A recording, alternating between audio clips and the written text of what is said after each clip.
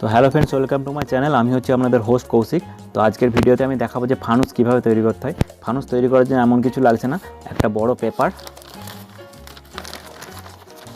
আর একটি gas lighter.